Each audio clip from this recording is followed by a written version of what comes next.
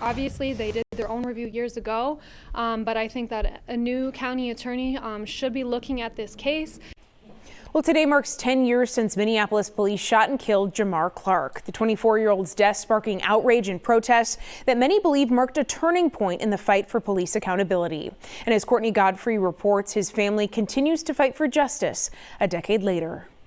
5 years before the police killing of George Floyd put Minneapolis in the spotlight, the death of a young man named Jamar Clark prompted outrage and protests. At the time, the Hennepin County attorney declined to charge the two officers involved. But a decade later, his family is now asking that the case be re-examined. It's always, to me, is like yesterday.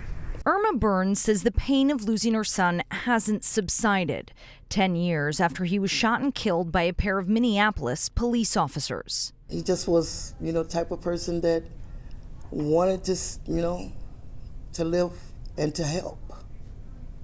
He was always helping. Today, with the help of an organization called the Reinvestigation Work Group, they're hoping to convince the current county attorney to take a second look at the case.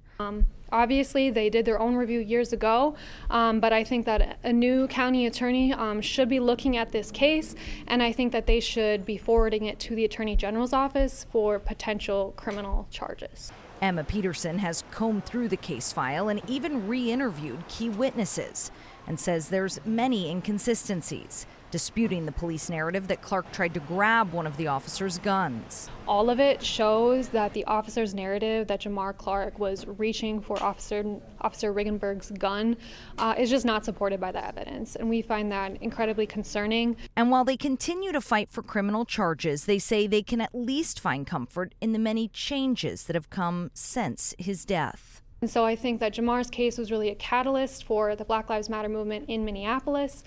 We saw a lot of organizing, and we saw a lot of discussions about what should police reform look like in the state of Minnesota as well as at the local level. I've seen a lot of unity. I've seen some things change that I want to say because of Jamar. Clark's family says they remain involved with state and local efforts to improve police accountability, and they've even started a nonprofit to provide resources and mentorship to young people. In Minneapolis tonight, Courtney Godfrey, Fox 9.